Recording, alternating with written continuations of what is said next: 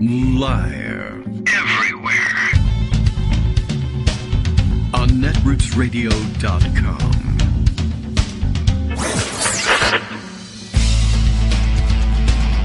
David Waldman. Kagro. In the morning.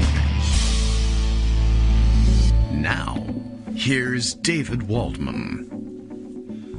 Hey, good morning, everybody. How you doing? It is, what the hell is it? It's Friday. Hey, that's right. Hey, the week's almost over. What do you know? Time really flies, even when you're having a war. Though it did seem like it slowed down a little bit at the end of the week.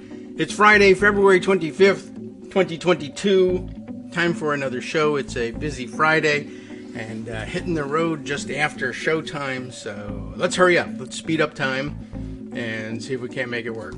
All right.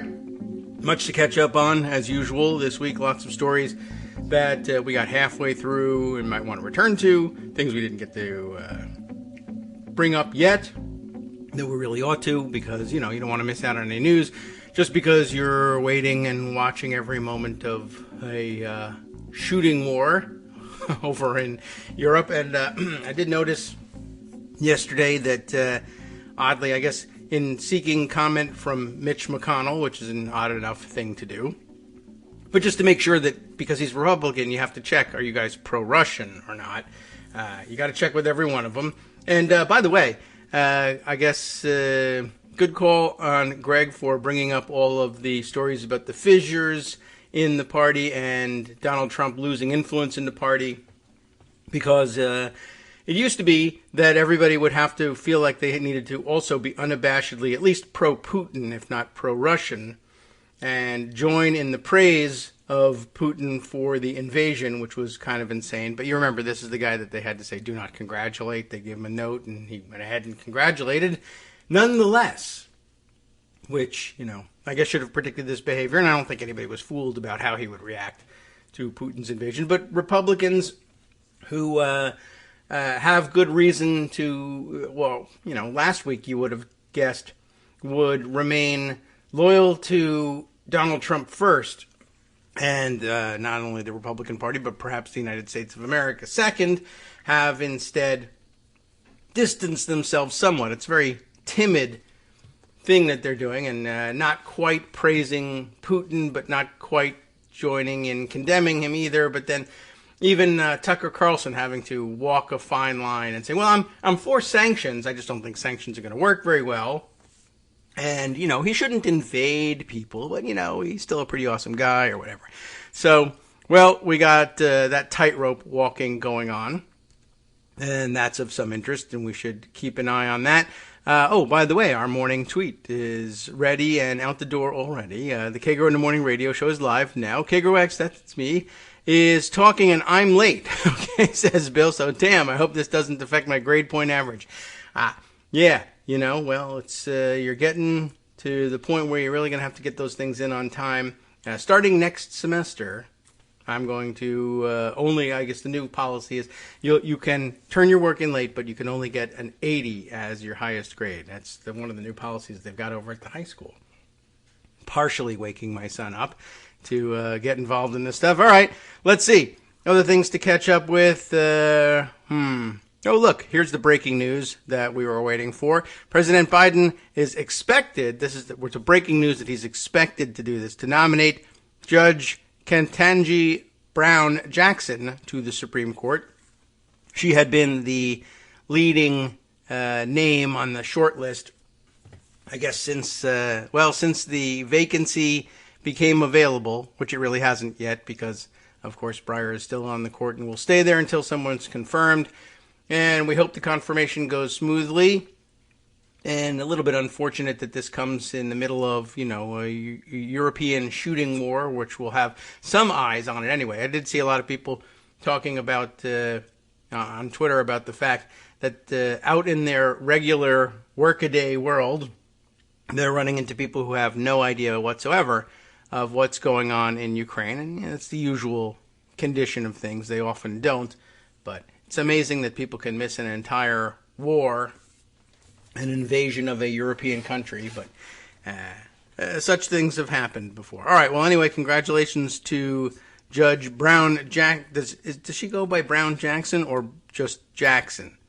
I'm not certain about that. I guess we'll learn that. News organizations love including people's full names in things like this. Jackson, okay.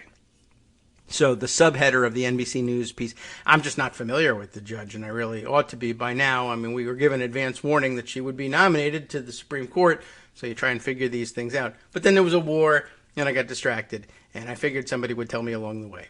But here's the answer, I think, from the NBC News headline. Biden to nominate Judge Ketanji, I hope I have that right, Ketanji Brown Jackson to the Supreme Court. And then the subheader reads, Jackson, a federal appeals court judge in Washington, would be the first black woman to serve on the Supreme Court. Let's get that done, please. And I don't know whether they've been out reading the tea leaves on the Republican side or not. There hasn't been their criticisms, especially when there was no actual nominee, have kind of fallen flat. It's fizzled, the idea that they thought they would run with initially and go out there and say how terrible it was that Joe Biden would make up his mind about, the sorts of demographic attributes that he wanted in a judge, as opposed to speaking about the kinds of qualifications or the sort of judicial approach or judicial temperament that he was looking for. But that's, I think, supposed to be implicit in everything. I'm nominating someone for the Supreme Court. Obviously, I will be nominating only well-qualified people who are highly respected in the field and who bring with them to the bench already and already possess in their time on the bench the sort of judicial approach and temperament I'm looking for. And also, I'd like to, from among those many, many people who have those attributes, like to choose someone who has some other attributes that are important and that are good indicators of the sort of background and understanding that they'll bring to the bench. And, sometimes that is very clear and sometimes it's not. But anyway, I mean, I wasn't one of the people that was bothered by the idea that, it might be time to seek some representation for a major portion of our demography, I guess, is that the word for it, and see them represented on the bench. And I got no problem with that. But they were looking to see if they could create a problem with that. And I just don't think that they did. Although, so many things distracted from along the way. Okay. So, where were we with all of this? Yes. I'm in the wrong email here, conducting the wrong set of business. That reminds me. Yesterday I saw, and opening my daily email from the New York Times coronavirus tracker thingamajig, Loudoun County finally fell down to simply very high risk of transmission in the community if you're unvaccinated. That's the way they now put it. The risk of transmission that they give is only for the unvaccinated. I mean, there's a risk of transmission for everybody. But we were stuck on the highest level of extreme for the longest time, and cases have been falling and falling and falling as the Omicron spike ends, and they, as predicted, fell as precipitously as they rose. And at the height of things, we were looking at something in the neighborhood of 800 to 1,000 cases a day being reported in the county, which is pretty remarkable. And down now to 59 cases yesterday. So a pretty steady decrease for a long time. And yesterday was the first day they fell from extreme to very high. So congratulations. There's only a very high chance that if you are unvaccinated, you will pick up the virus running around unmasked in Loudoun County. And I guess that can be attributed to the fact that 72% of the county reports being fully vaccinated. All ages, that's 72% of our 5 and up population, 77% are vaccinated. And of the 65 and up, 88% vaccinated. So pretty good performance for the county. And parallel in Virginia. It's actually just a little bit higher in the 65 and up category for all of Virginia, 91%. So yeah, we're in a position to, in the county, to start thinking about perhaps, as they're now stripping away our right to make this determination for ourselves on masking, we can feel a little less worried each day about the fact that the governor took, the upside down approach that everybody else is taking. And I'm still amazed to see lots of journalists covering this movement of the states towards repealing their statewide mask mandates. I'm astonished now. I was astonished when I saw it the first time that people could portray this as Democratic governors taking their lead from Republican Governor Glenn Youngkin, where in that the mask mandates had been lifted. Oh yeah, well, he was the first one out of the box, and that just goes to show they're looking to balance the equities here and don't want to be left behind in acknowledging the COVID fatigue of their constituents.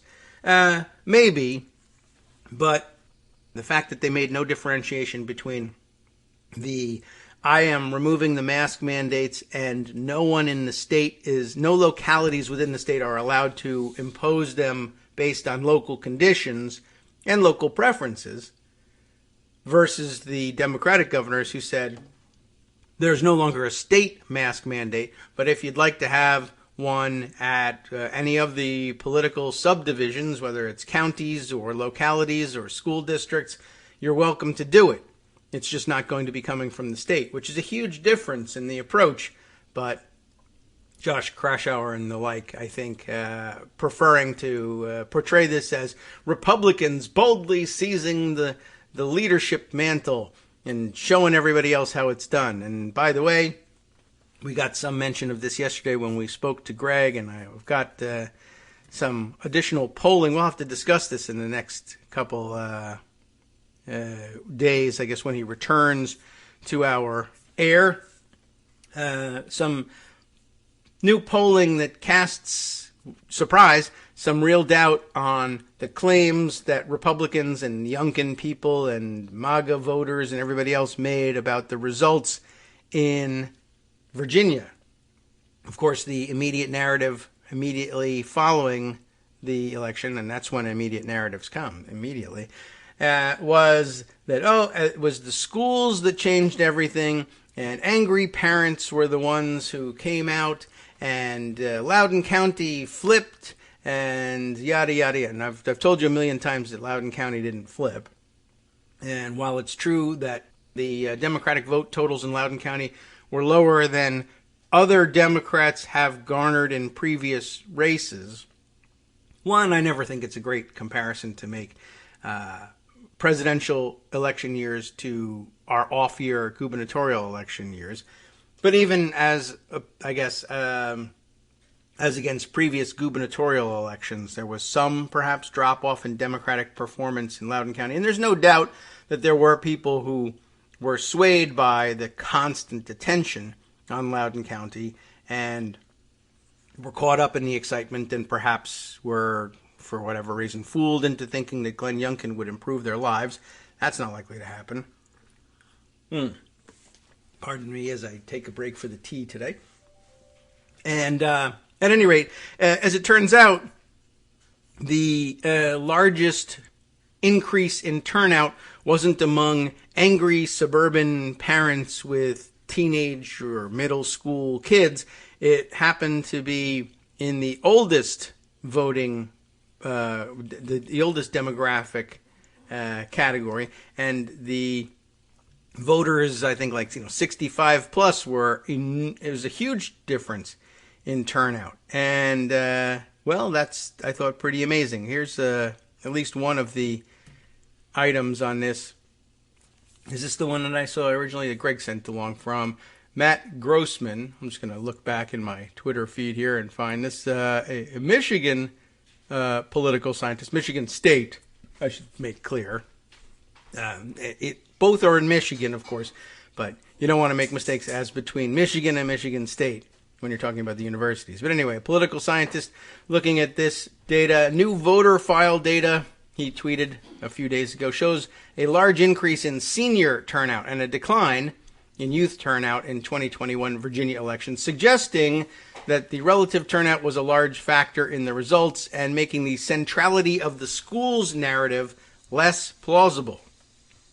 An interesting comment on Tom Bonnier's tweet thread about the same issue. Let's see where he began on this. And this is from 2 days ago. Exciting news. So exciting that I haven't told you for 2 days. With the release of the complete 2021 Virginia vote history, we have updated our Target Early site with the new data. You can check it out there. He says, goes on to say, right, if you don't want to click, I guess, I'll share some additional takeaways in this thread if you want to follow along. We've found some striking data, much of which undermines the narratives that emerged in the days immediately following the Virginia election. I guess you should always wait before you set your narratives in stone. Republicans rolled a silver surge to victory in Virginia last year. Senior turnout surged to unprecedented levels. I would even say bordering on almost suspicious levels, quite honestly. But, I'm not alleging anything. I'm just saying it is rather amazing and difficult to explain. But okay, what are we talking about? Senior turnout surging to unprecedented levels. Somewhat shockingly, Tom says, more voters over the age of 75 voted in the 2021 election than they have in any Virginia election other than 2020, the presidential election. And I don't think anybody should have been surprised about heavy turnout in the presidential election, any presidential election, but especially the one where you had a chance of getting rid of Trump once and for all. Anyway, turnout among voters aged 75 or older increased by how much? Anyone want to guess? I'll just sit here and listen for you. What did you say? 59%? You're right. Unidentified person that didn't say anything. Turnout among voters aged 75 or older increased by 59% relative to 2017, the last off-year gubernatorial election. That seems like a large increase. Meanwhile, voter turnout among voters under 30 increased, but by only 18%. That's why I was a little confused about people saying, well, younger voter turnout decreased. It didn't. It increased by less. Unless they're talking about some different slice or some different measurement that I don't understand. But 102,000 more seniors voted in 2021 than voted in the 2016 presidential election. How about that? So comparing it both to 2017 for the gubernatorial election and the 2016 presidential election, 100,000 plus more people over 75, who are usually a pretty reliable voting demographic. That's where it began to seem like, where did we find 102,000 more people who were over 75? Now, they weren't all over 75, I guess, in 2016. Still, that seems like an enormous change. Turnout among voters aged 75 in Virginia was so high. How high was it? It was so high, it reached 93% of 2020 levels. We're really mixing and matching the comparisons here. But in 2020, the last presidential election here, that's when you would expect the high water mark. And in an off-year election, 93% of the people who managed to come out for the presidential election, over 75, decided to come out again, which is a lot. Which also, I'll remind you, most people over 75 don't have kids in school at the moment. Now, sometimes it's grandparents raising their grandchildren, or multi-generational households, or just concerned grandparents, or people who've been scared by weird scare campaign tactics. That'll happen. But that's not always what you would imagine to be the case. All right. Well, let's see. I'll continue on with his thread here. While it is certainly possible... Oh, yes, I didn't finish that single tweet here. Turnout among voters aged 75 in Virginia was so high it reached 93% of 2020 levels, which was the previous record total turnout in Virginia for that age group. So the highest of the high watermarks here.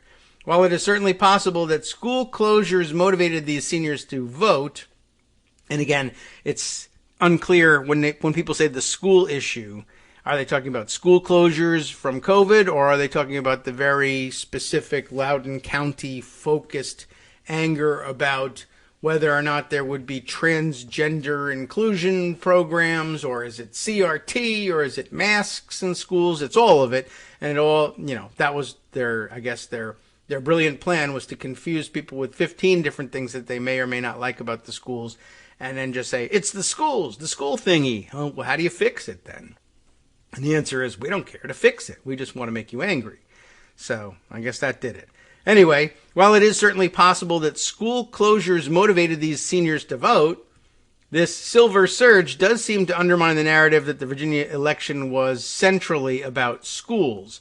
One note, if you are using their Target Early site to analyze the results, keep in mind that partisanship in Virginia is modeled every cycle, so comparing the modeled party from year to year doesn't present entirely valid results. Adding, he then says, the market with the largest increases in the senior vote share in Virginia in 2021, where? In Charlottesville, followed by the, spillover, like Raleigh-Durham market, so the way south central Virginia in that area. One more note here, the exact same pattern emerged in New Jersey. More voters over the age of 75 voted in the New Jersey governor's election in 21 than voted in any election in the history of the state other than 2020. The senior vote surged by more than any other group by far. So take your Virginia-specific hot takes to explain this and put them on ice, because New Jersey mirrored Virginia.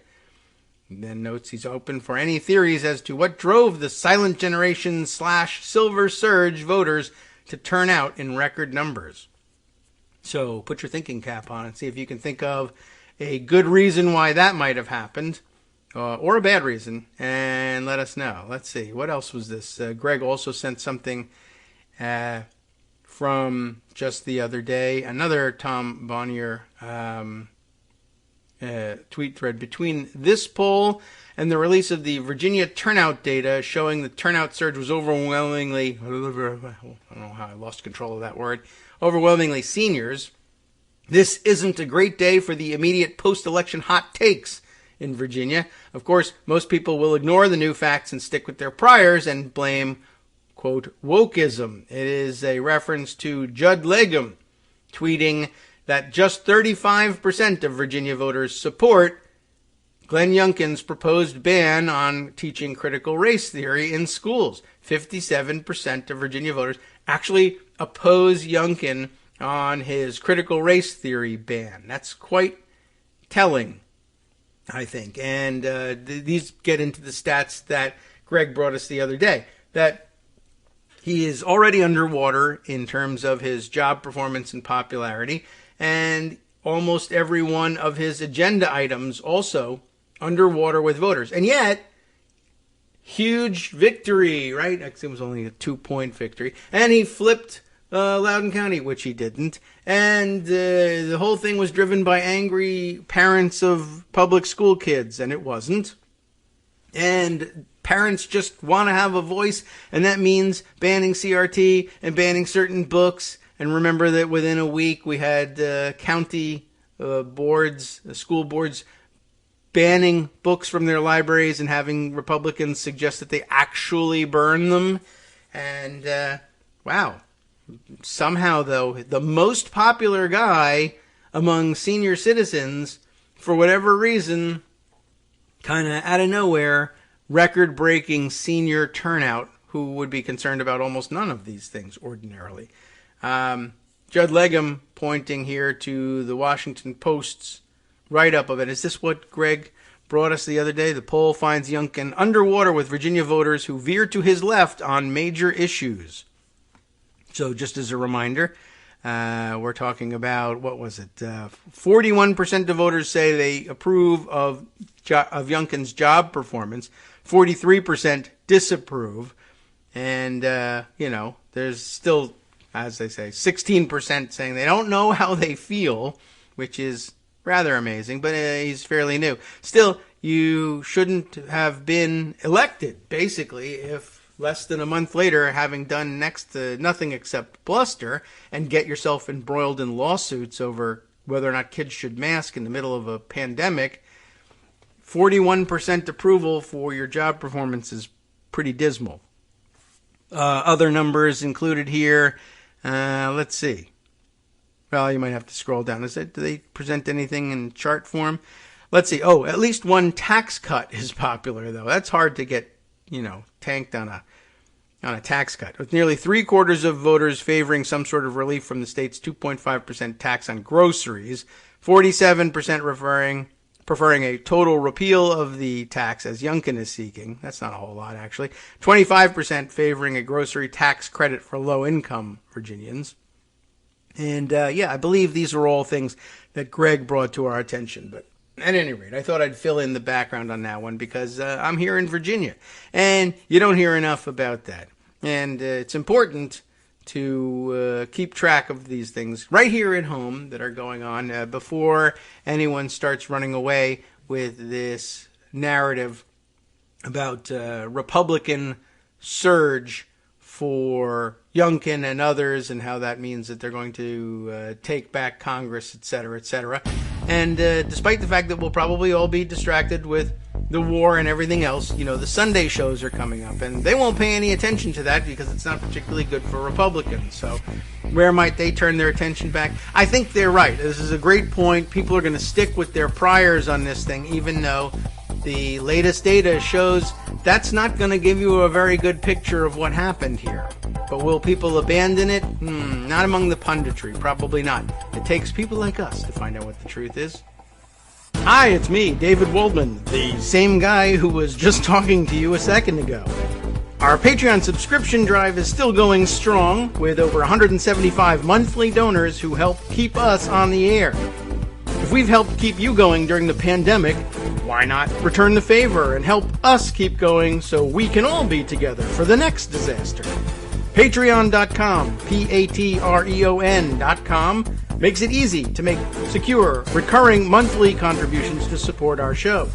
Patreon.com/KagroX gets you straight to our donation page. Maybe you'd like to thank us for keeping you sane during the Trump era. Maybe you're looking forward to in-depth explanations of what's going on in the Biden administration. Whatever it is that keeps you listening, we need your help to keep bringing it to you. And hey, if you happen to prefer using PayPal or even the Square Cash app, we're up and running with those options too. Thanks again, everyone, for all your support. We literally could not do this without you.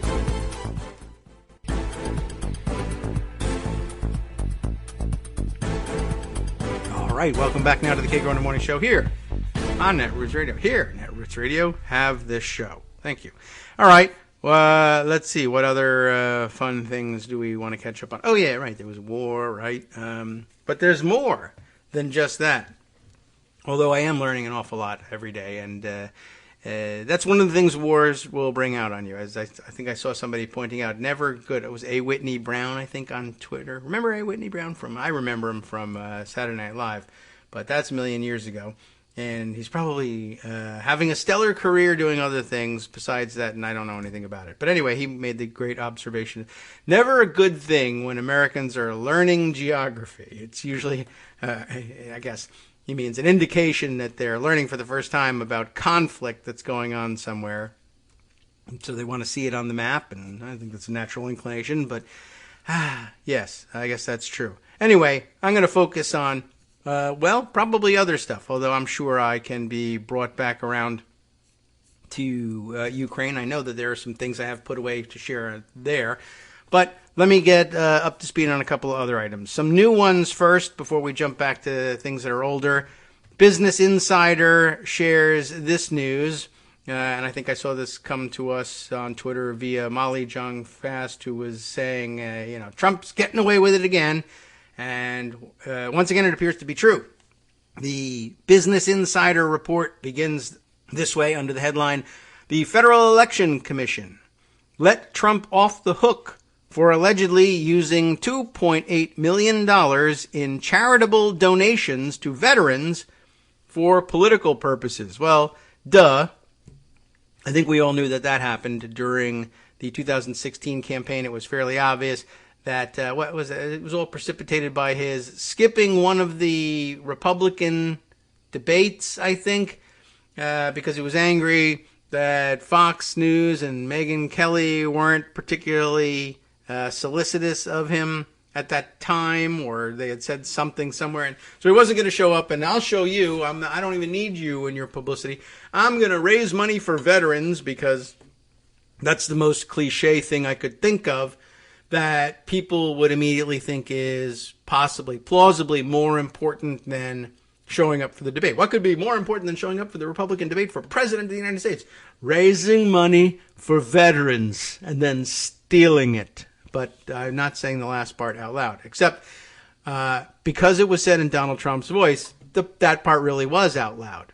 I'm going to raise money for veterans, and you all hear, and steal it, because Donald Trump has said it. And that's what he did, and we all remember that. And guess what? It's wrong and against the law and all those sorts of things, and nobody's going to do anything about it. Why?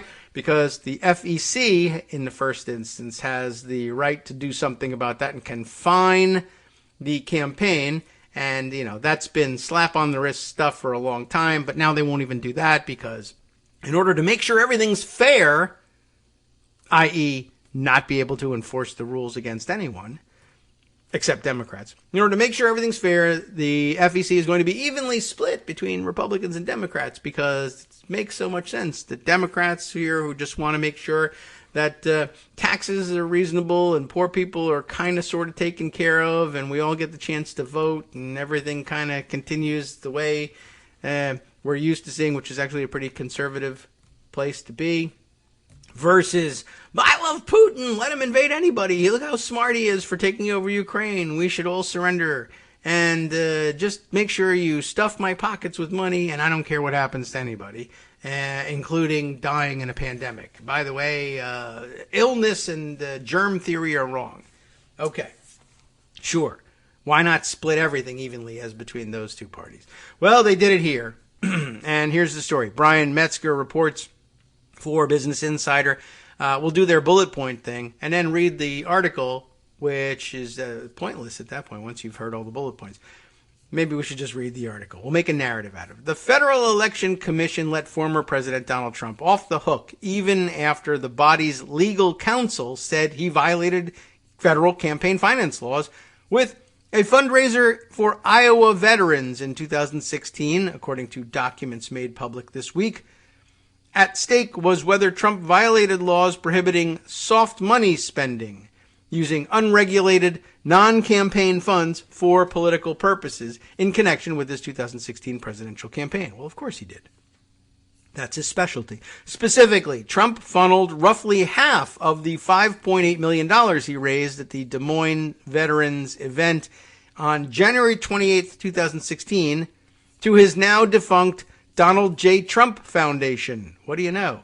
The Trump campaign then steered how the foundation, a separate entity, by the way, spent $2.8 million in charitable funds just ahead of the Iowa Republican caucuses. Now, before we get into that, we can pause for just a second and say, remember, please, he raises $5.8 million and he funnels $2.8 million of it to the Donald J. Trump Foundation, which they note so far simply as the now defunct Donald J. Trump Foundation. Please keep in mind that judges in New York State are the reason that the Donald J. Trump Foundation is now defunct. They took a look at what was going on. If you take a look at what's going on at the Donald J. Trump Foundation, and you're a judge, unfortunately, you will, and Trump would never say it, but the truth is, if you force Trump to say so, they would shut you down. They closed it. The judges closed the thing and banned all of the family members, his kids and everybody, from ever serving on the board of a charity in New York State again. I don't know whether it's forever, but I think so. But it doesn't matter now. They all, effed off to Florida to hide from this. But at any rate, there's no Donald J. Trump Foundation anymore because judges said this thing is so rife with fraud and corruption, I demand that it be closed and that the idiots who ran it never be allowed to run a registered charity in this state again. That's why it's now defunct. And that's where he took the money. I'm raising money for veterans. They raised $5.8 million. Half of it goes to my foundation, which is so corrupt that judges are going to close its doors forcibly within a year. And I don't know how long it took. What was this? This was 2016. But it was pretty quick after his election that they closed that thing down. So what do you know? I can't believe it that he would put money in such an unsafe place and then steal it. But that's what he did. But judges have already took a look at what he was doing and decided it was so illegal that they couldn't allow this thing to function anymore, and that these people who ran it aren't even allowed to work with anybody else in their charities. And the FEC is like, well, there's 3 Republicans and 3 Democrats, so no foul as far as we can tell. And then on top of it, by the way, he then not only funnels the money to them, but then the charitable foundation takes its instructions on how to spend the money from the campaign. And guess what? They spend it on the campaign. Where do you think the campaign is going to direct you to spend it? So anyway, what happened mechanically? Last month, the FEC voted along partisan lines to close the case. The Campaign Legal Center and Ethics and Government Watchdog slammed the commission in a statement to Insider. Here is that statement, or at least the part of it that's fun enough to include in the article. The FEC failing to enforce campaign finance laws is nothing new, which is amazing because it's the Federal Election Commission. Wow, why would they not enforce campaign finance laws? But the latest deadlock may be a new low, said Aaron Schlopak, Senior Director for Campaign Finance at the Campaign Legal Center. And that's a pretty senior directorship, I would guess, campaign finance, because I don't know what else they do. The commission's nonpartisan career attorneys found reason to believe the foundation was illegally used, and really, of course it was, because that's the New York judges said there's no other use going on for money at the foundation. But the commission's nonpartisan career attorneys found what the judges found, the reason to believe that the foundation was illegally using this money to benefit Trump's presidential campaign. The Republican commissioners voted not to pursue the matter. It is time for the FEC to do its job, but they're never going to, because Republicans are always going to vote to say there's no there in every Republican case. And Democrats might be tempted to do the same, but every once in a while there's an egregious case. If you have an egregious violation by a Democratic candidate, one of the Democratic commissioners will say, this is egregious, and we take care of business around here, and we don't let Democrats off the hook just because we're Democrats. And Republicans say, yeah, that's right, you bet. And you guys are liars and fraudsters on top of all that. Despite the fact that they'll actually hold Democrats accountable. It doesn't stop Republicans Republicans aren't going to say, wow, I'm really impressed with your honesty. They just say, good, fine, great. We'll just continue to let Republicans off the hook, and fine. Idiots go to jail. Democrats go to jail, and our idiots go free. We don't care. That's fine by us. And we don't know what to do about it. This is one in a long series of matters that we've had where our nonpartisan professional staff have recommended moving forward in some way against a complaint involving the former president, Weintraub. I forgot to include the introductory paragraph. We all know that's Ellen Weintraub. Democratic Commissioners Shanna Broussard, I don't know how I've probably mispronounced both of those. Shana Broussard, possibly. Shanna Broussard, I don't know. Sorry, Shana. And Ellen Weintraub both accused their Republican colleagues of, quote, eroding the public's trust in the integrity of the federal campaign finance process, unquote. Well, gee whiz, why would they want to do that? By blocking the enforcement of federal law. Of course they have eroded the public's trust in the integrity of federal campaign finance process. That was what their goal was from the beginning. They, don't believe there should be any federal campaign finance process, and did I say A or one? I say, and B, they don't care about anything, generally speaking. And, they're fine with theft by Republicans, and they're just never going to hold them accountable. That's their job there, is to run interference for Republicans, and they do it. But as she then went on to say, this is one in a long series of matters that we've had where our nonpartisan professional staff have recommended moving forward in some way against a complaint involving the former president. And every single time, the Republican commissioners come up with an excuse not to move forward. Wow. That's hard to believe. Weintraub suggested that Trump could have faced a pretty hefty fine, which really even isn't enough, but at least there was that, had the commission moved forward, given that he was accused of a multi-million-dollar violation of campaign finance laws. I think it would have been a strong message for us to send to discourage that sort of activity by others, she said. But sadly, we were not able to do that. We did not have the political will to move forward on this. I mean, some of us did, she said, and probably pretty true. Republican commissioners Sean Cooksey, you want to know who the people are? Alan Dickerson and Trey Traynor. That's got to be fake. Trey Traynor. Anyway, have not yet issued any statements on the matter. They're just going to hide. And none responded to insiders' requests for comment.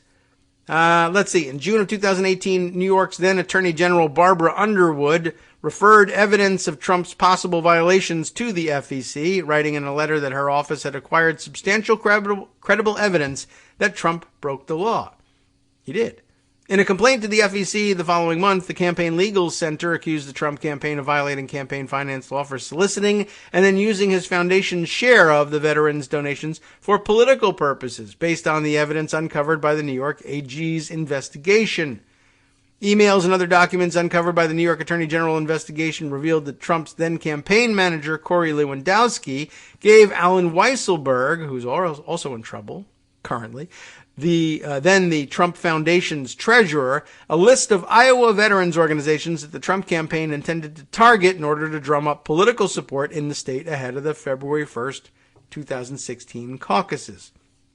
Weisselberg is also the chief financial officer of the Trump Organization and is currently ensnared in separate investigations by the New York Attorney General and the Manhattan District Attorney, although that one, I guess, is coming to an end, we found out. Wow, what a surprise. Gets away again. Trump went on to hand out six-figure donations at several events in the days before the caucuses, giving enlarged $100,000 checks apiece, each $100,000 checks apiece. Well, okay. To Partners for Patriots, Support Siouxland Soldiers, Mulberry Street Veteran Shelter, and Puppy Jake, all of which were charities based in Iowa. He ultimately lost the caucus to Republican Senator Ted Cruz of Texas, which is funny all by itself. And, of course, we learned along the way that a lot of that money turned out to have come, was that the one where the money actually came from the Stuart Rahr Foundation instead? I wonder if that's the same. I think that was the same situation. Why is that not mentioned in here? In response to the Campaign Legal Center's complaint, the Trump campaign said the veterans' contributions were only temporarily in the foundation's coffers, though documents uncovered by the New York Attorney General's investigation show contributions stretching all the way to May of 2016. The campaign also argued that it was simply carrying out its legal obligations to donors by directing the charity's spending, and accused the watchdog group of trying to vilify fundraising for charity, except you lost your license to do so in New York because you were a criminal. Essentially, everything a federal candidate does may have some effect on that candidate's public image, and philanthropic activity is certainly no different, wrote Trump campaign lawyer E. Stuart Crossland in a letter to the commission in September of 2019. Whether those efforts result in some goodwill with the public is simply not a campaign finance concern. Just 3 months later, under pressure from a lawsuit brought by the New York Attorney General's office, taking aim at both the veterans-related political contributions as well as other instances of possible fraud, Trump dissolved the foundation. He was ordered to by the judge, wasn't he? Later admitting to the facts of the case as part of the settlement. In May of 2019, the FEC's legal counsel then recommended that the commission vote to investigate Trump for violating federal campaign finance laws. They reaffirmed that position in March of 2020 after the campaign agreed to the facts of the case as part of a separate settlement with the state of New York that also kicked them off the board of all charities. But There was one major problem. The FEC had lost its quorum by the end of August of 2019 when the body's membership of 6 commissioners atrophied to just 3, barring the commission from making any decisions on pending cases. The FEC remained mostly without a quorum until December of 2020 when the Senate confirmed 3 new appointees, i.e. when Trump was finally on his way out the door. When the commission finally voted on the matter in January of 2021, what happened then in January 2021? It deadlocked along partisan lines over whether to pursue the case. Every Republican commissioner voted to dismiss the allegations entirely, while the 2 Democrats and 1 left-leaning independent voted to open an investigation. According to Broussard and Weintraub, the Republican commissioners cited the fact that the statute of limitations was set to expire within 6 months in voting not to pursue the case. So if you sit on your hands long enough, you can say, well, the statute of limitations hasn't passed, but it's coming, so let's not do anything. In the absence of a quorum, the FEC developed a backlog of cases, some of which were no longer enforceable, but Weintraub told Insider that she doesn't buy the Republicans' argument. We did have a lot of cases where we had to make a choice about whether to move forward or not, given the time had run on the statute of limitations. But we did move forward on a number of them, not just not any involving a respondent named Trump. Indeed, the commission's legal counsel found reason to believe in 2019 that several Republican figures, including Trump, violated the foreign national ban by employing the now defunct British firm Cambridge Analytica. But the statute of limitations expired and Republicans blocked further action. Both in her interview with Insider and her statement of reasons, Weintraub said the New York Attorney General's prior investigation had already done much of the fact-finding work for the commission, raising further questions about why 6 months was not enough time to enforce the law. We didn't have to do very much because the Attorney General handed it all to us. All these incriminating facts, she said. And that's the end of the story. 3-3. What a surprise. Evenly divided commissions. So fair.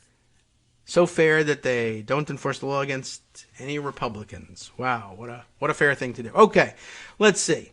In a quick turn back to Ukraine and the issues there, I found this thread interesting yesterday. I don't remember why, but well, it should come to light as we begin to read it pretty quickly. It's from Dave Troy, who describes himself in his Twitter bio as addressing threats to democracy at threat speed. That's very clever. Hybrid warfare Sherpa. Well, this is an interesting thing. Crypto equals fascist. How do you like that? An investor and a speaker and a curator of the TEDx Mid-Atlantic region, whatever the hell that means, but TED Talks, you know how that goes. Well, here's what Dave Troy had to say, and he has packed his Twitter name line with a bunch of flags, now including the Ukrainian flag, and it has this to say. 1. Blunt truth. Ready? There are many people in the West who do not understand that Putin has an active, sprawling, well-developed fifth column operation running in every NATO country, especially in the U.S. and Canada. I bet you didn't know that Canada was on that list. But maybe the trucker thing tipped you off. Analysts not familiar with its participants, messaging, and goals may, for fear of being shunned, suggest excess caution in attributing activity to this fifth column, and instead suggest it is, quote, organic, or even, quote, coincidence. This, he says, is childish naivete and flat out wrong.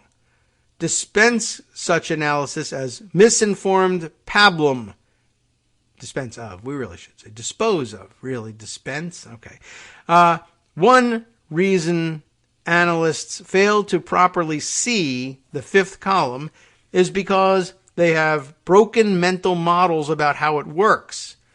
And I think this is likely true, right? I mean, you get weird looks when you start saying, well, there's fifth columnists and Putin pays this one and that one, or they're controlled by the Russians. And,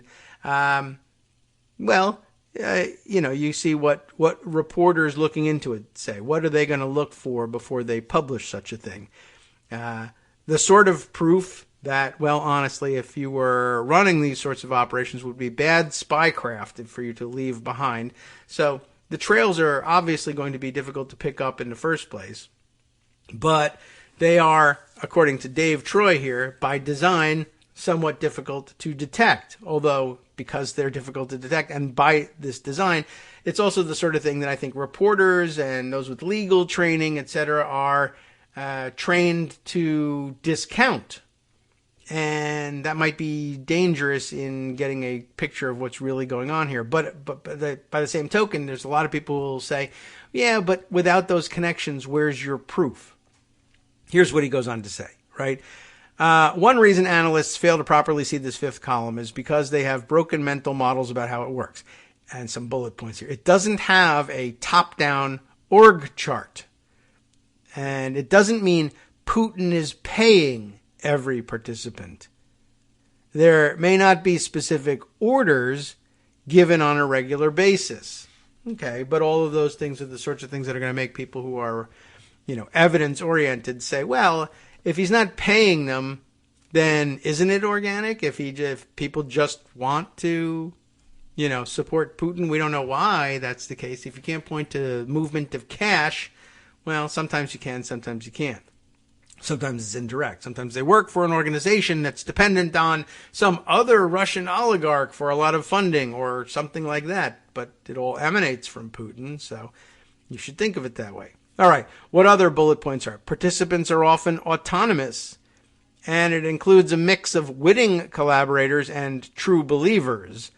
And actors are aligned around common goals, so that usually helps you pin things down. This is networked insurgency, he says. It's a model that people like Mike Flynn helped to develop and enhance. And Mike Flynn was out with some sort of written statement about the Ukraine situation in which he was supporting the Russians and Putin's, what did he say, like legitimate ethnic problems or ethnic concerns, which was like, oh yeah, what's a legitimate ethnic concern? Like Hitler having a legitimate ethnic concern with Jews, that sort of ethnic concern.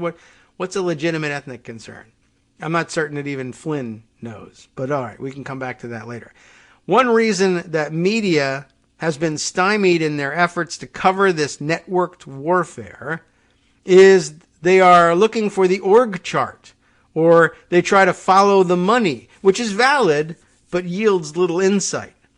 Ergo, this network is stealth and cannot be covered by media, right? If your legal department says you can't run this story because you haven't connected the dots, because, sometimes money isn't changing hands. Sometimes it is. Sometimes it's crypto. Sometimes you can find it. Sometimes it isn't. Sometimes it's going through 3 or 4 laundering stages before it lands in somebody's pocket. But if you can't demonstrate each one of the steps, it's the kind of thing that the legal department will tell the editors, yeah, you really can't run with this yet. So if it can't get covered by the media, what do? Let's see. He goes on then to say, ergo, this network is stealth and cannot be covered by media and still adhere to its own ideas about respectability. That's the issue, of course, for the media. And they're right to worry about their respectability. Okay.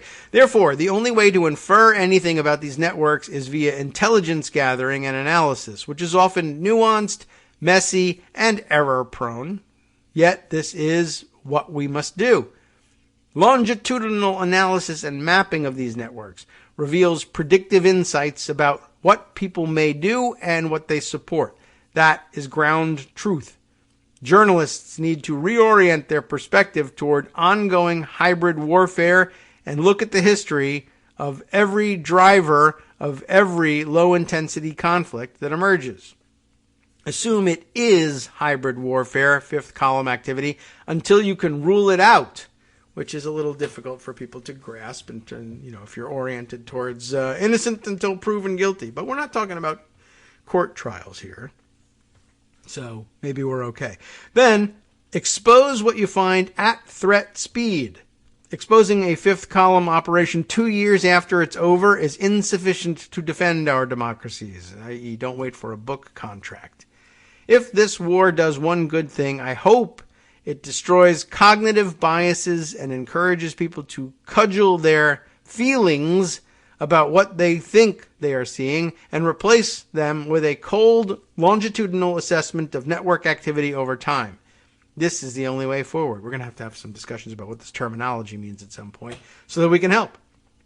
Pay attention to what people do, who they endorse, what interests are served, and how the apparatus functions. Explicitly discard party affiliation and what people claim to be versus what they actually are. Tulsi Gabbard and Glenn Greenwald are good cases in point, and I think there we all know, now I see what you're talking about. Oh, but they're progressive, people said. BS, says Dave Troy. They're blatant Putin shills and everyone knows it now. Who's next on that hit parade? Think you know? Maybe you do. Does the intelligence community know? I think so. Is Putin paying them all? No. Is Thiel? Maybe. Are the Mercers? Maybe. Some. Certainly Bannon and Prince are big nodes in this network. Who pays them? Who knows? Crypto. What's this? Ziklag Christo fascists? Likely. But it's all one big fifth column. One big fifth column fatberg, as a matter of fact. I forgot about that word. Ugh, now I'm feeling sick. Trying to crawl from the sewer to destroy democracies globally, and it's working. We need to lose our illusions about what we think and feel is happening, which have been fully weaponized against us, to develop accurate real-time longitudinal assessments of what is happening. It's the only way we survive this. Everything else is noise. Yikes, I'm not even sure how to participate in this. There's a little bit more here. If you are not familiar with the term fifth column, I think you all are. Ooh, we're a little late on our music as a result. Now is the time to get up to speed. It means a network of subversive actors in the population designed to soften an adversary and make it more pliable for an attacker. There's a Wikipedia column attached to it. Also, do not do this. Quote, in the US, it's the Republicans. In the UK, it's the Tories, etc. No. Well, there's more after this.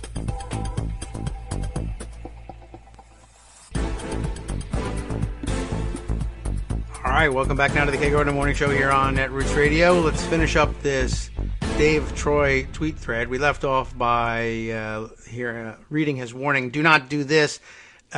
Quote, in the U.S. it's the Republicans and in the U.K. it's the Tories, etc. No, it doesn't stop there, kids. Oh boy, we're all kids now. Kill that with fire. It is on the right, the left, the middle, in academia, on television, in print, etc. Labels are irrelevant. Oh, no labels will be happy about that. Only actions matter. It feels satisfying to try to reduce the problem to one's own outgroup, but that is how you lose. The problem isn't confined to your outgroup. These are 3 bullet points here. 1, the problem isn't confined to your outgroup. 2, not every member of your outgroup is part of the problem. And 3, there are people in your in-group who are a problem. I have seen an awful lot of confusion about people who are considered to be otherwise genuinely left-leaning who nonetheless appear to have their sympathies lie with Russia and Putin, and lots of people being puzzled about it. So perhaps this explains some of it. Also, people with the most understanding of the fifth column operations were the ones who correctly predicted the maximal scope of Putin's ambitions. Why spend decades building out this network if you weren't going to use it later? We told you so isn't helpful, but still something. And I guess that's the end of it here. Some back and forth discussion between commenters and Dave here, but very interesting and a good warning. And I especially like the stuff up top about, well, it's difficult to know what to make of it, but because I'm an evidence-based person and I like to be sure that you're connecting the dots, and this leaves a lot of room for sloppy work. If you're just saying, well, evidence isn't sufficient to illustrate the longitudinal ties here. I don't know what other basis there is for dealing with this.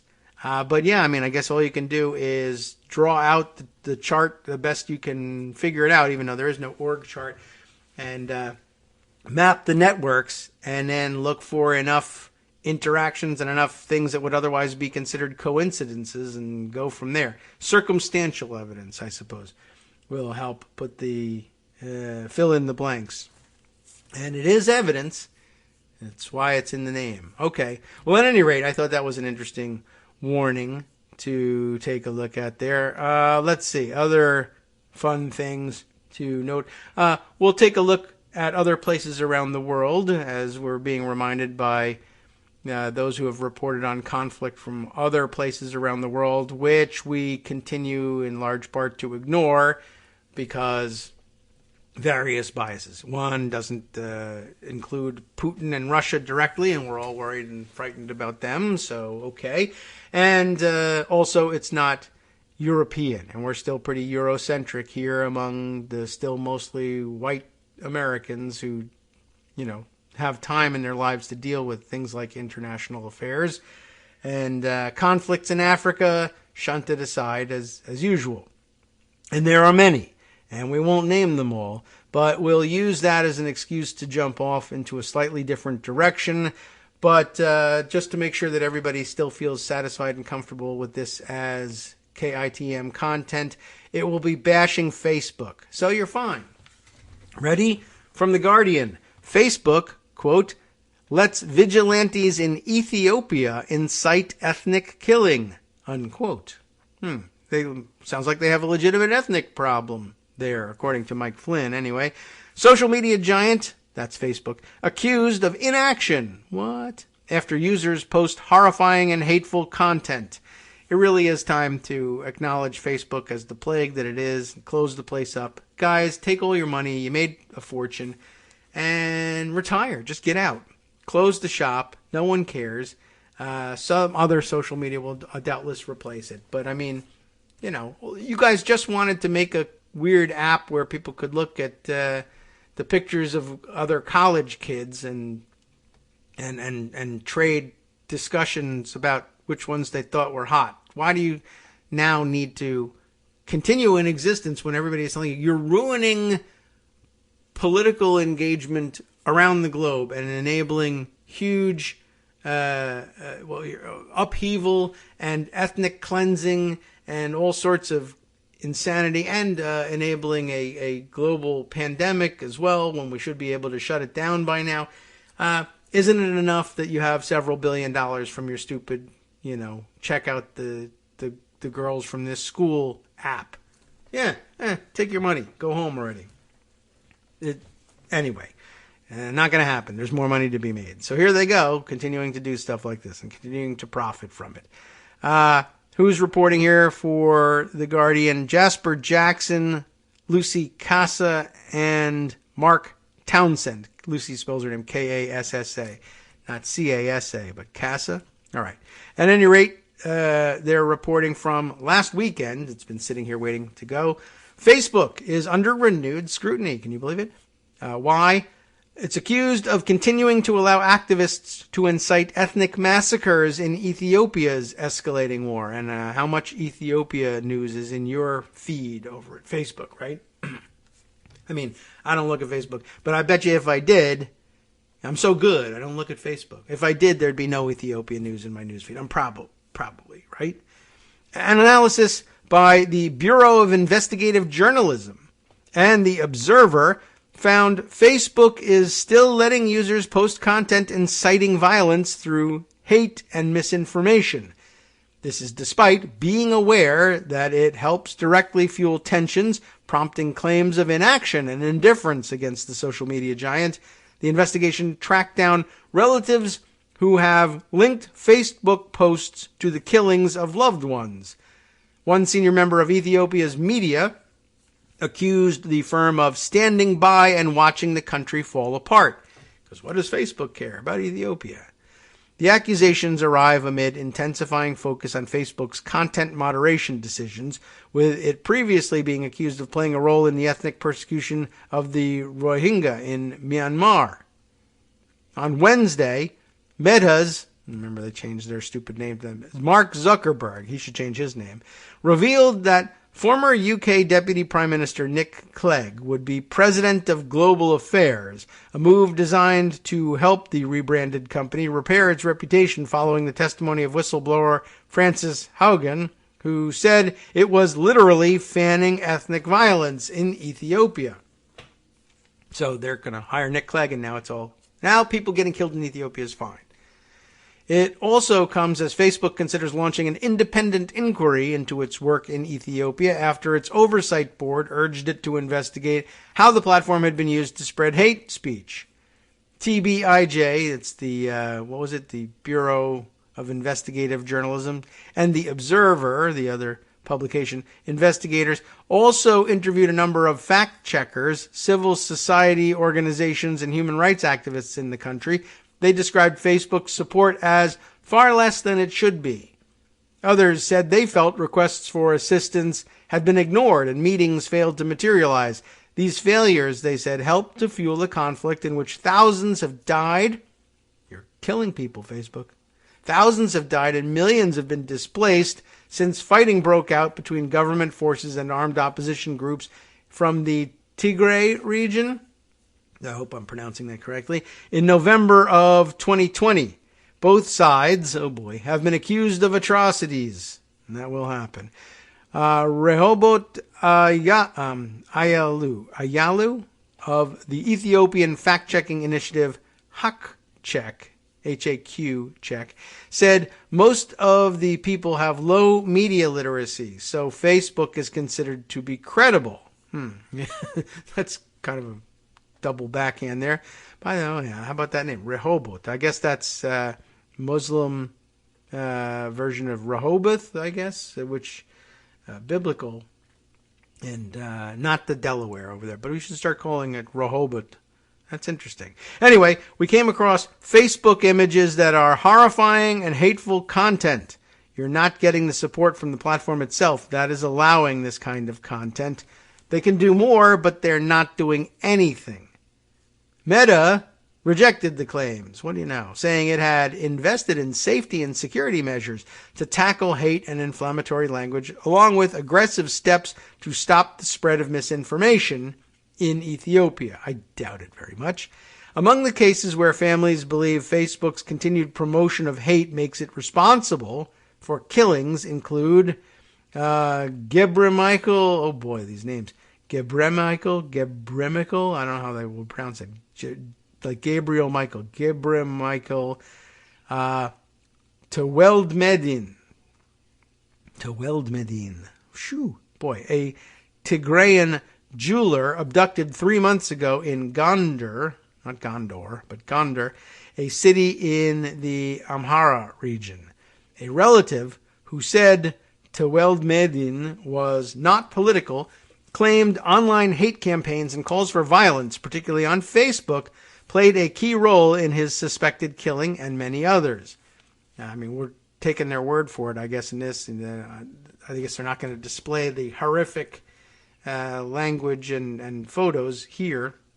But, oh well. The worst thing that contributed to their killings are the so-called activists who have been spreading hate on social media, he said, requesting anonymity. Some posts, he claimed, would name individuals or even post photos, helping create an atmosphere inciting attacks, killings, and displacements.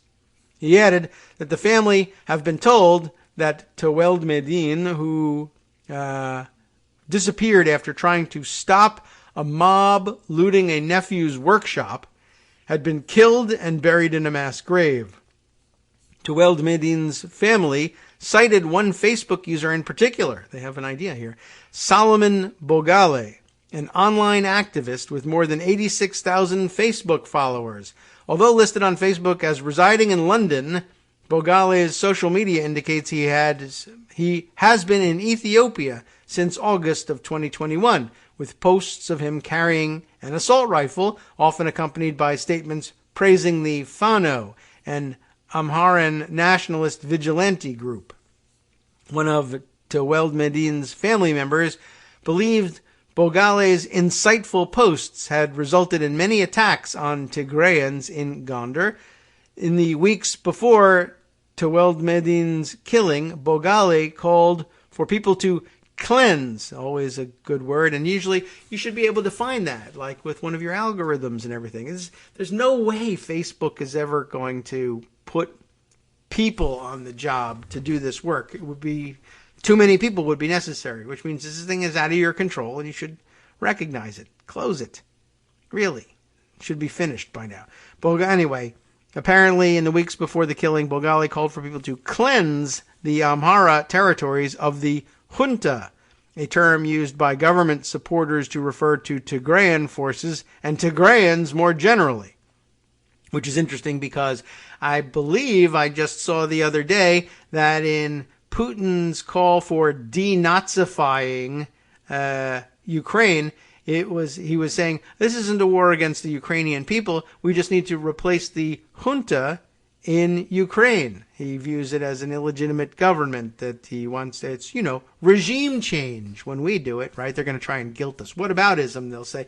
What about regime change? Well, that sucked too. We probably shouldn't have done that. That doesn't mean you've got a better idea in mind. It means you've got the same bad idea. The Post continued, we need to cleanse the region of the junta lineage, present prior to the war. According to TBIJ, the post could be found on Facebook almost 4 months later, although Meta said it had since, quote, removed any content which violated our policies. They haven't, and they have no policies. They just wing it. When someone else finds it and it's bad, they say, oh, we'll get rid of that. But then they don't even get rid of it. That's how lazy is that? When contacted over Facebook, Bogali denied that any Tigrayans were killed in Gondar in early November, saying all Tigrayans in the city were safe. Bogali added that he would delete the posts cited by TBIJ. Less than a month after Teweld Medin's disappearance, Hadush Gebrekirstos. How about that? Hadush Gebrekirstos, a 45-year-old who lived in Addis Ababa, was arbitrarily detained by police who, heard him speaking Tigrinya, which I guess is the local language. And you can't have that, apparently, in certain countries. His body was found 2 days later, November 26th, close to the police station. A relative of his had said he had no political affiliation, but believes that disinformation posted on Facebook played a key role in causing the killing. People do not have the ability to verify what was posted on Facebook, like calling on people to kill Tigrinya-speaking residents, he said. Well, how much verification does that need? It says to do that, and people will go and do it. Compounding the concern is that, according to disclosures provided by the U.S. Congress, by Hagen, the whistleblower, Meta has known about the risks of such problems for years. Of course they have. In January of 2019, an internal report into OnFB badness, that's the internal report name, so they're still being cutesy about this, on Facebook badness, a measure of harmful content on the platform, rated the situation in Ethiopia as severe, its second highest category. Almost a year later, Ethiopia had risen to the top of Facebook's list of countries where it needed to take action, and of course they dithered because it's Ethiopia. A presentation dated December 10th, 2020, evaluated the risk of societal violence in Ethiopia as, quote, dire, Meta's highest threat warning, and the only country to receive that ranking. More than a year on, it is alleged the firm has frequently ignored requests for support from fact-checkers based in the country. Some civil society organizations say they have not met with the company in 18 months. Multiple sources told the Bureau, the investigative reporters, that Facebook only appointed its first senior policy executive from Ethiopia to work on East Africa in September, a claim contested by Facebook, who said it had an experienced public policy team dedicated to the region for 3 years. Anybody believe that? Meta does run a third-party fact-checking program, providing partners with access to internal tools and payment for fact checks, yet it has not partnered with a single organization based in Ethiopia to tackle the misinformation surrounding that country's conflict. Dire. Experienced public policy team, totally aware of it, nobody working on it. Abel Wabella, founder of HawkCheck, the aforementioned HawkCheck, said Meta had failed to support his organization despite first approaching executives more than a year ago. The other major independent fact-checking organization based in Ethiopia, Ethiopia Check, is also not a part of Facebook's partner program. I don't know what you got to do to get involved here, but, the answer is be American, I guess. Instead, Facebook works with two fact-checking organizations on content from Ethiopia, Pesa Check, which runs a small team in Nairobi, which is not Ethiopia, and the French press agency, Agence, how do they say agents? Agence, France Press? I have no idea. My French, I got nothing. They're legit, yes, but they both appear to be based outside the country. Like maybe someone inside the dire-rated country would be a good idea. However, Facebook has challenged even that claim, stating that Pesa Check and AFP have teams based in Ethiopia for fact-checking. Do they? I was going to ask them, Pesa Check, do you? Although misinformation flagged by Pesa Check, it's P-E-S-A Check, and AFP has often been labeled as false or removed by Facebook, content debunked by HawkCheck has largely remained unaltered and free to spread. This has included false declarations of military victories on both sides, false allegations of attacks on civilians, and false claims of captured infiltrators. As far as I know, support for fact-checkers in Ethiopia by Facebook is almost non-existent, said the senior person working on Ethiopian media, requesting anonymity. Facebook doesn't pay attention to Ethiopian needs at this crucial moment, and that's contributing to the ongoing crisis by inflaming hatred and spreading hate speech. A number of civil society groups have similar complaints of feeling ignored and sidelined. Facebook organized a meeting with several groups in June of 2020 to discuss how the platform could best regulate content before scheduled elections. As of November, two of the organizations involved said they have heard nothing about any subsequent meetings. Haben Fekadu, a human rights activist who has worked in Ethiopia, said, "There's really no excuse. I've doubted they have invested enough in their Africa content moderation." I think we can all doubt that. Wabella added, "The problem is not specific to Tigray. Ethiopian citizens from every corner across ethnic groups are severely affected by hateful content circulating online." Mercy Ndegwa, Meta's public policy director for East and Horn of Africa, said, "For more than 2 years, we've invested in safety and security measures in Ethiopia, adding more staff with local expertise and building our capacity to catch hateful and inflammatory content in the most widely spoken languages, including Amharic, Oromo, Somali, and Tigrinya." Doesn't seem to be working, though, does it? As the situation has escalated, we've put additional measures in place and are continuing to monitor activity on our platform, identify issues as they emerge, and quickly remove content that breaks our rules. The company added that it worked with 80 fact-checking partners in more than 60 languages to review content on Facebook, including Pesa Check and AFP. And yet, they don't seem to be making a serious dent in hate speech that's driving killings in Ethiopia.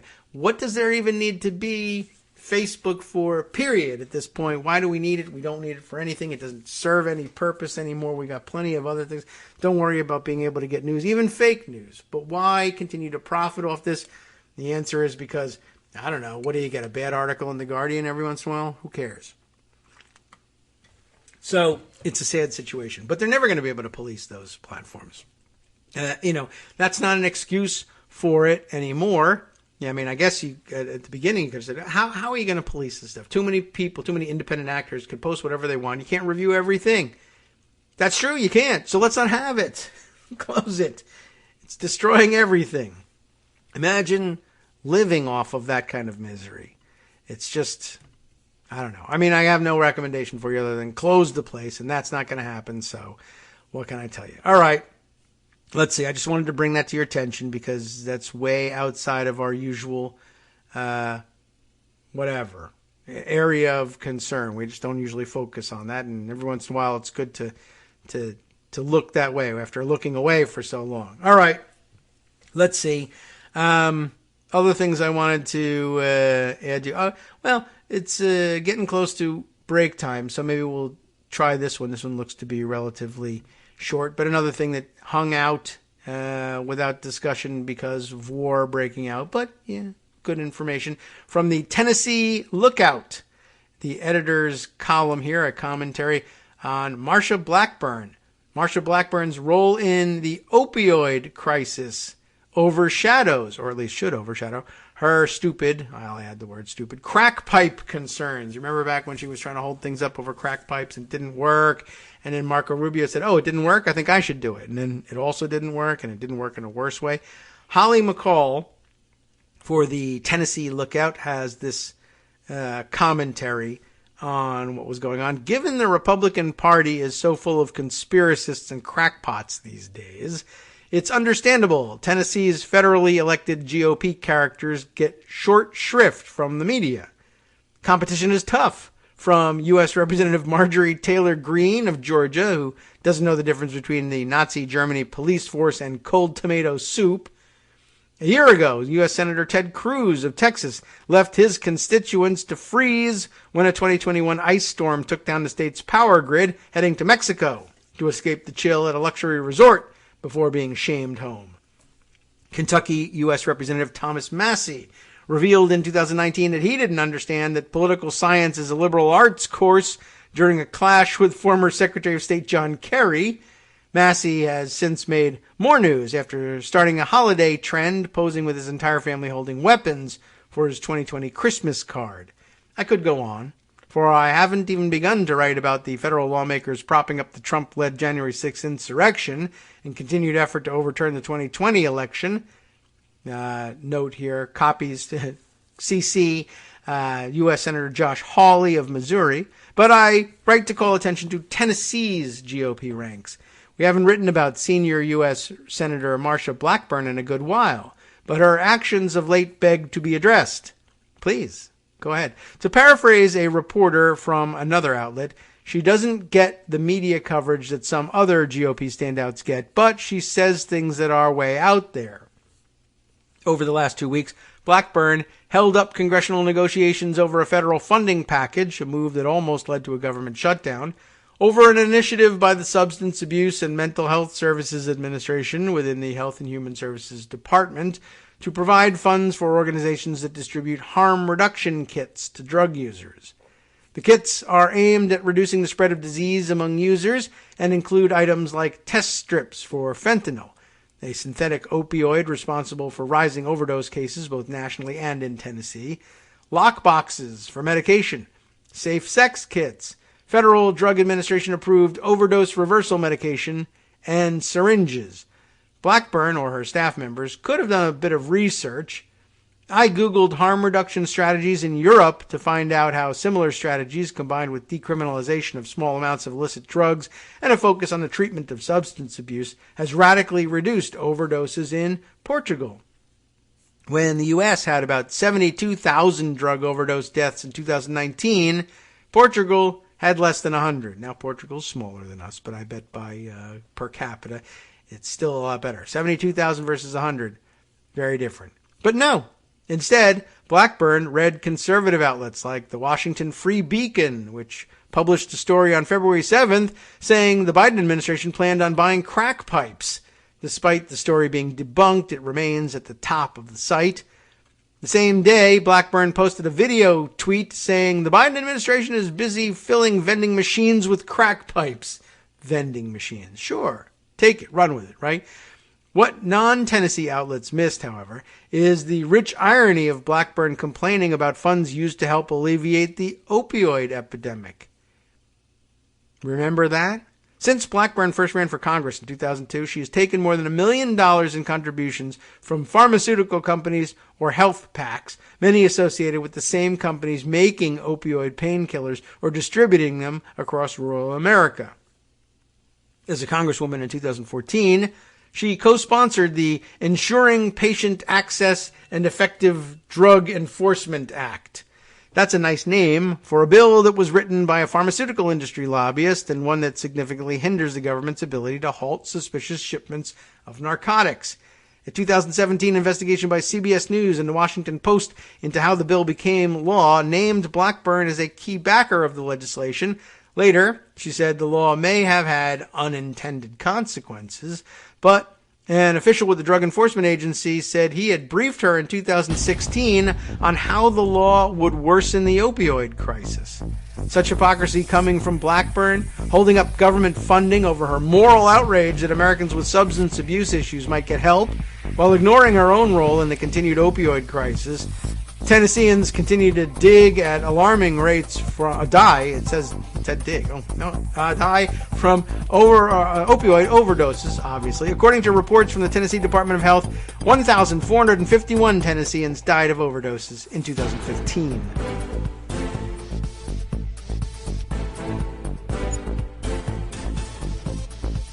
Hi everybody, it's me, David. Let's change things up from the old fundraising pitch for just a minute and talk instead about how you can be a part of our show. If you've got a smartphone or any other electronic recording device, why not sit down and record a segment for us?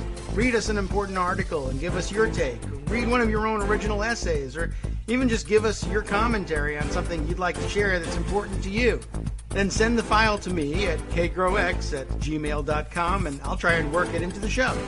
Short segments, a few minutes in length, are easiest to fit in. And of course, I can't always guarantee that I'll be able to play everything, but if you've ever shouted at your radio or TV about something you wish was being covered, here's your chance to change that. Make the show your own. Send your submissions to me at kagrox@gmail.com.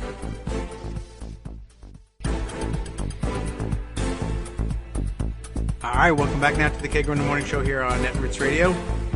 I'm sure that it seems I flubbed the exit here, so I just wanted to set this back up again because we were running out of time. But I mentioned to you the whole point of this article here, we'll continue with the one about Marsha Blackburn, was that it was hypocrisy. That terrible crime among Republicans. The hypocrisy coming from Blackburn holding up government funding over moral outrage that Americans with substance abuse issues might get help, while ignoring her own role in the continued opioid crisis.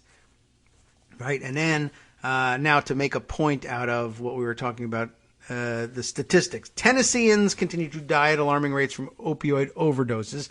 And then, according to reports from the Tennessee Department of Health, 1,451 Tennesseans died of overdoses in 2015, prior to the Blackburn-sponsored bill becoming law. Then, by 2020, the number had doubled. So thanks for all the help, Marsha Blackburn. The number had doubled, with 3,020 Tennesseans dying of drug overdoses. Overdoses from fentanyl increased by 50%, according to health department statistics. Given Blackburn's willingness to play partisan politics, chase red herrings, and deny help to those in desperate need, some days even Ted Cruz looks good. How do you like that? So, well worth pointing out. And Marsha Blackburn's a particularly annoying person, and although she jumped out of the way with her objections to the spending bill this time, the grandstanding was just too much, I guess, for Holly McCall and really for the rest of us, so I'm glad she put it into words. Blackburn, not helping Tennessee with their opioid crisis in any way, shape, or form, it turns out. What a surprise from the Republicans, who once said they meant to make it a priority. By the way, didn't they assign Kellyanne Conway to that? How's she doing on that? I know she's out of office now, but what happened to the whole, we're going to fix that thing? Yeah, right. You know, just like everything else. We're going to give everybody free Regeneron, millions dead, whatever. Just walking away. Fix the opioid crisis. Forget the opioid crisis. Let's get out of here. All right. We definitely have a couple other things to share here that I think are important and valuable. And how are we going to do it? Let me jump over to this piece here from NBC News that sounded like an interesting and important bit of background information here. Paper terrorism. This is a piece from Tyler Kincaid and Ben Collins. And I think I'm trying to remember who I saw promoting this on Twitter a couple of days ago. Paper terrorism. What are we talking about here? It's parents against mask mandates now bombarding school districts with sham legal claims. sort of taking the Donald Trump litigiousness strategy to its extreme. A group called Bonds for the Win. What are they? I don't know. But they're organizing parents to file claims against school districts' insurance policies, taking a page from the Sovereign Citizen playbook. Oh boy, this should be something. Ready for this? Again, Tyler Kincaid and Ben Collins reporting for NBC News here. Jill Griffin had a panic on her hands. Teachers and staff members of her school district in Bethalto, is that right? Bethalto, Illinois? Someone tell me whether that's pronounced differently. A small town outside of St. Louis, were suddenly worried that they would not be paid. Teachers and staff members at the school district. They had seen videos posted online in which a parent who objected to the school district's COVID mask mandate said that she had filed a claim against the district's insurance, causing the schools to lose all federal funding. Yeah, right. But, okay, created a panic. Griffin, the Bethalto school's superintendent, had spent weeks dealing with the fallout. You have district officials who are spending time on things like this rather than on what we need to be spending time on, making sure that our classrooms are covered right now in the middle of a pandemic, Griffin said. The parents' claims were baseless. She had no ability to use the mask mandate to file a claim against the district's insurance policy or affect its federal funding in any way. But the scare tactic has become a familiar one. A growing number of school districts across the country are facing similar challenges from parent activists who have adopted strategies and language that are well known to law enforcement and extremism experts who deal with far-right sovereign citizen groups in the U.S. The Southern Poverty Law Center and Anti-Defamation League call it paper terrorism. The parent's strategy is simple. Be an idiot. Well, I mean, okay, the strategy is this. Try to use an obscure and often inapplicable legal claim to force a school district, or any legal claim at all, obscure and often inapplicable legal claims, to force a school district to make a policy change. And while the claims have no legal standing, they have been effective at spreading confusion and wasting school districts' resources, even though the paperwork doesn't require a formal legal response. But it creates panic anyway. But, you know, we've heard about the sovereign citizens several times over the years. And I don't know that they had anything to do with, for instance, the stupid misinformation up in Canada that if you wave a white flag that under international law you can't be arrested. But that's the level on which they're working. It's usually, sometimes it's, with sovereign citizens, sometimes it's not even anything with any grain of truth. But they just get things in their heads that sound sort of legalistic or like conspiratorial and so therefore cool. And idiotic people believe it because it's, you know, make it sound complicated or use a big word or something like that. It gets down to the level of, you remember the one about, if you're in court, if you've been hauled into court and you're facing punishment and the judge is addressing you from the bench and you notice that the flag behind him has that gold fringe on it around the outside, around the outer edge of the flag. Well, I don't know where else you would put it. You don't sew it into the middle of the flag, but you know, but that gold fringe, well, you know, somebody told somebody else somewhere on the internet, if the flag has the gold fringe, then it's a fake flag, and it's an indication that you're in one of those fake courtrooms that people set up to look like a real courtroom, but don't really have any legal jurisdiction over you. So it doesn't matter if they sentence you to jail, you're not going to jail because the fringe and the flag, duh. Everyone knows this. This is the kind of mentality we're dealing with. And so, you know, between that and, I don't know, having maybe gotten a particular kick out of that scene, in the courtroom scene in Good Will Hunting. If you cite something that sounds like it's old enough that people would have forgotten about it, then you can make up whatever is in it and see if you can get off the hook. So back to the article here. As I said, not only the legal claims have no standing, but they sometimes don't even require a legal response because they get filed in court and the court throws them out. But you see them and you respond to them. You're wasting your time. The parents and activists have organized through a new group called Bonds for the Win, B-O-N-D-S, Bonds for the Win, which is named for a financial instrument at the heart of the pseudo-legal effort. The group's members have spent the past 2 months bombarding school administrators with meritless claims over COVID policies and diversity initiatives, anything that they don't like. These claims allege that districts have broken the law and therefore owe parents money through what are called surety bonds, which government agencies often carry as liability insurance. Now, of course, it'll even get worse because there actually are states that are claiming that they will force payment for violations of the law if parents sue over these various things. A couple of the various anti-CRT bills said that you could sue.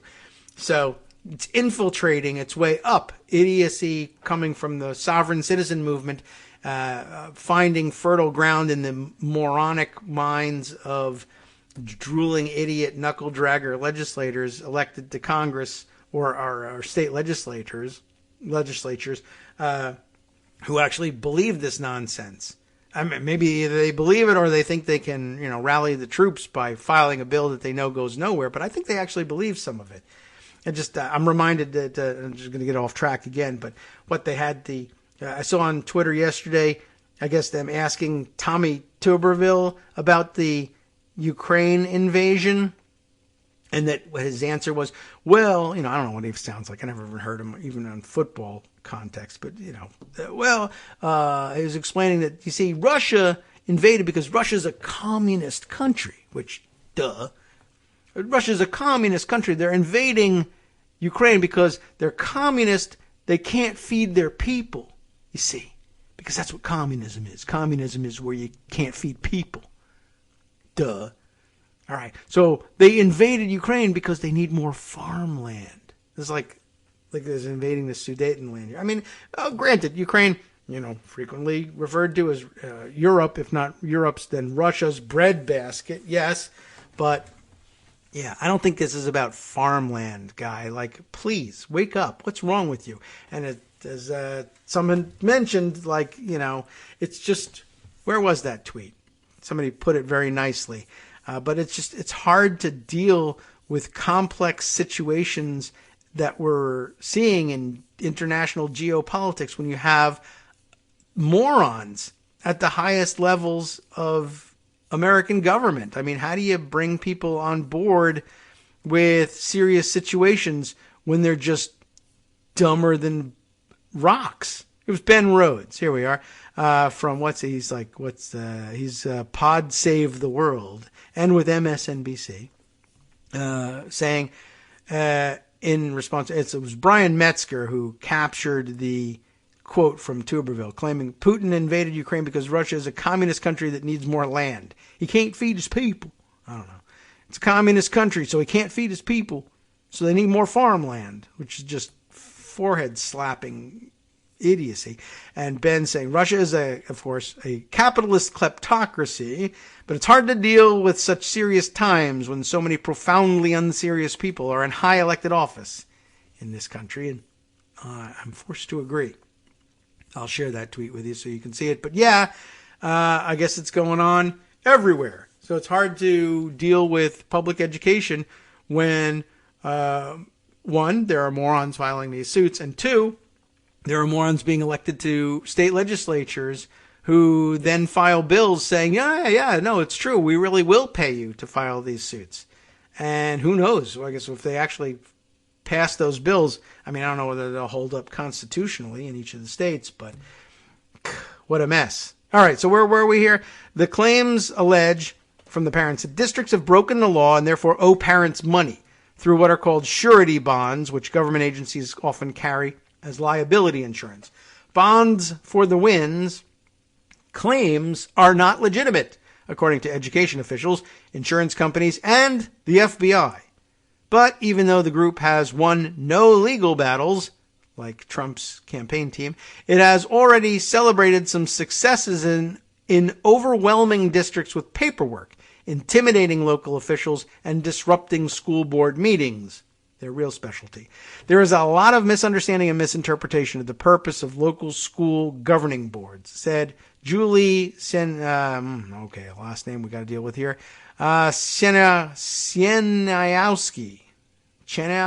I don't know. Cieniawski. Even the Americans have me confused today.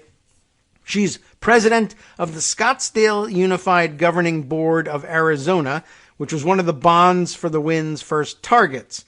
I do believe it has kind of become a central meeting point for people to share their grievances, and not specifically about our district.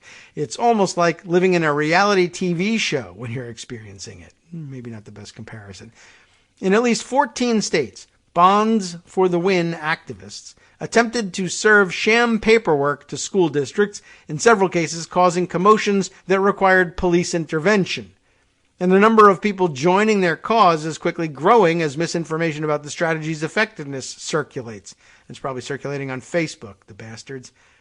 On the chat app Telegram, where activists organize, Bonds for the Wind's main channel grew from 700 subscribers to nearly 20,000 in the past month.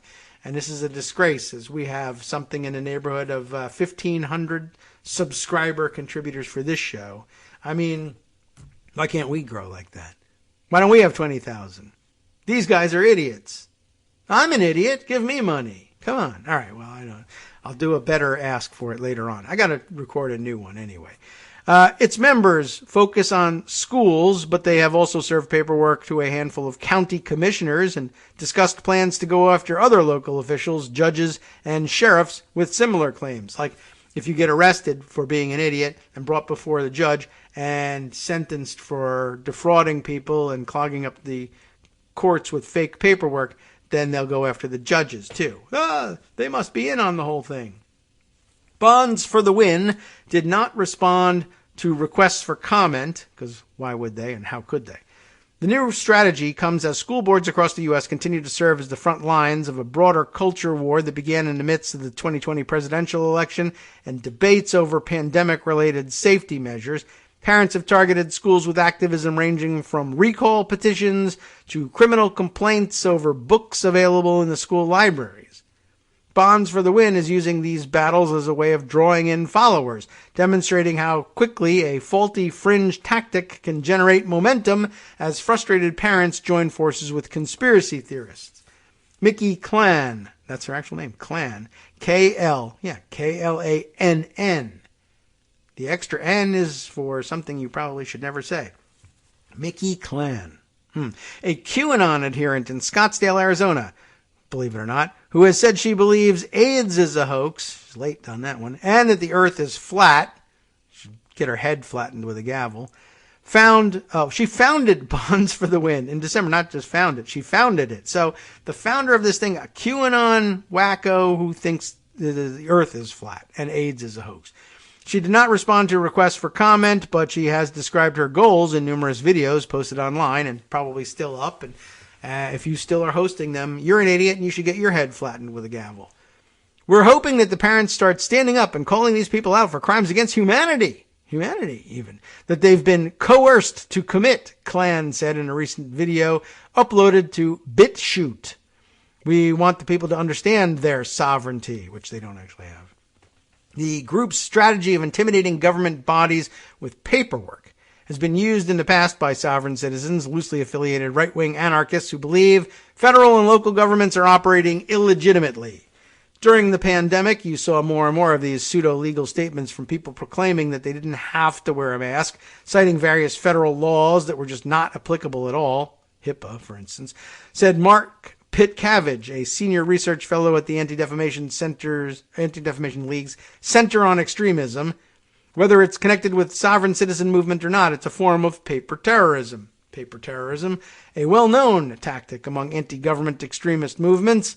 The term originates from terminology that law enforcement officials use to describe the tactics of the Montana Freemen, an anti-government self-described, quote, Christian patriot militia that illegally declared its township in Montana outside the authority of the U.S. government. Because why not?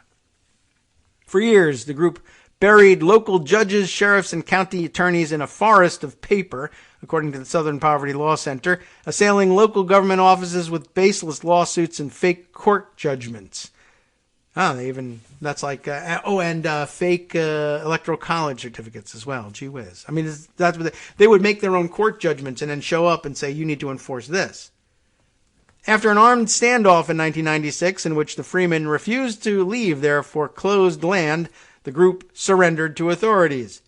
Bonds for the Win doesn't explicitly describe itself as part of the sovereign citizen movement. However, it is taking a route similar to that of many anti-mask and anti-vaccine movements that have grown during the pandemic by borrowing tactics and faux legal verbiage from sovereign citizens to fit their own purpose. The faulty insurance claims focus on surety bonds, which school districts and other government agencies often carry as liability insurance in case an employee commits a crime like embezzling money. Typically, only the district, not a private citizen, can file a claim, according to insurance companies, but parents following Bonds for the Win apparently believe they too can file claims over COVID precautions and other complaints. Activists say that once they file these claims, either the insurance company or the school officials will have to pay a financial penalty to parents. This is not the case, insurance companies and the district say.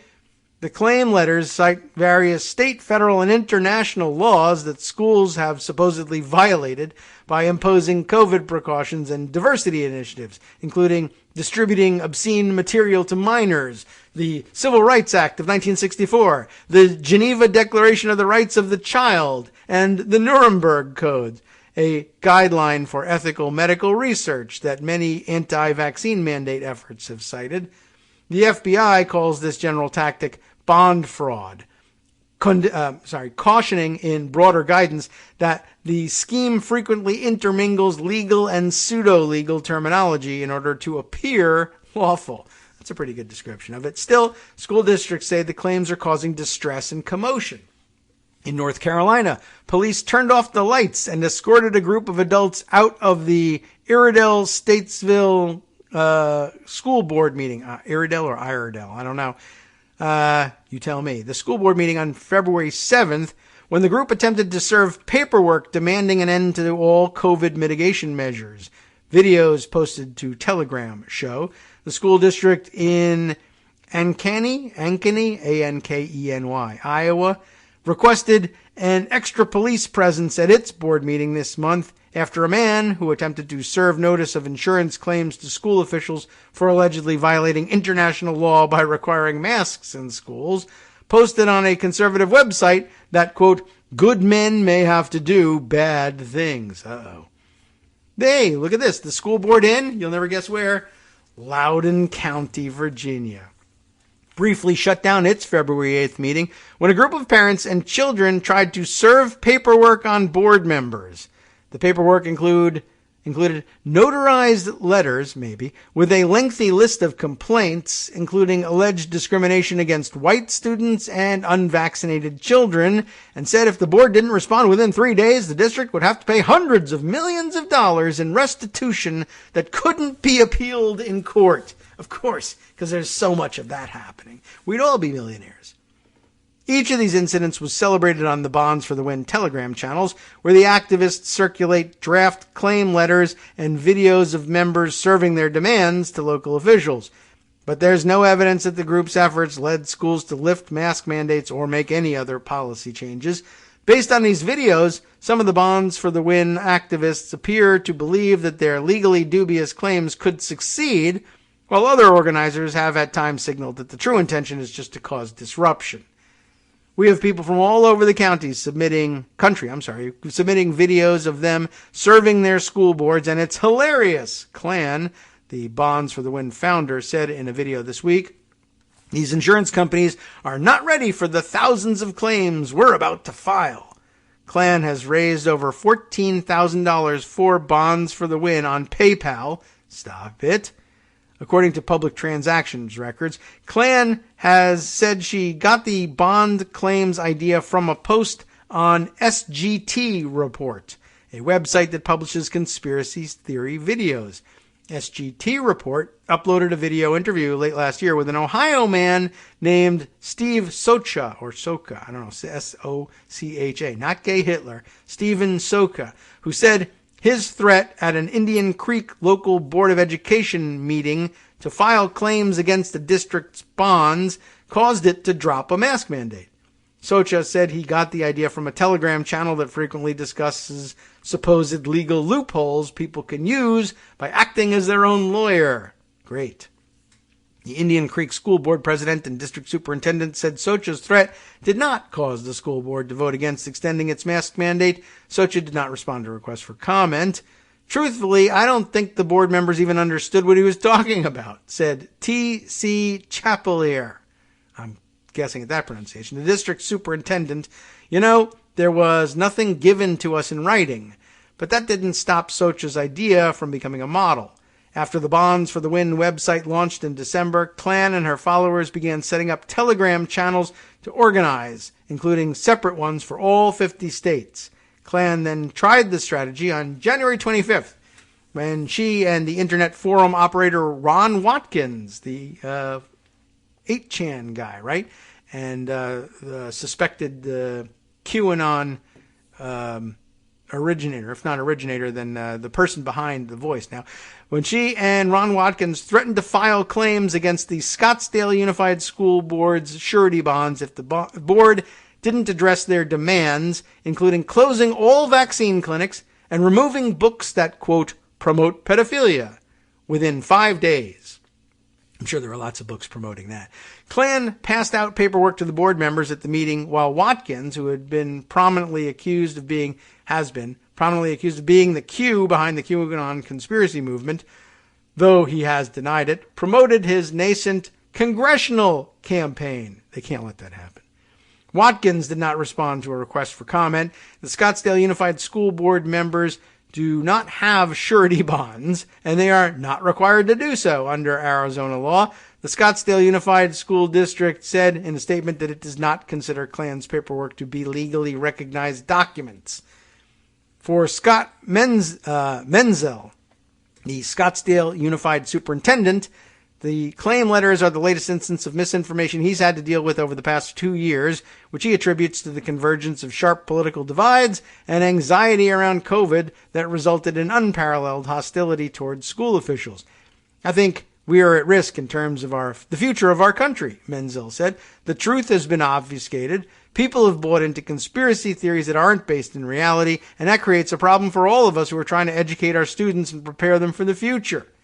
In Beth Alto, the Bonds for the Win push was led by Tricia Stillwell, a local mother. Just listen to parents.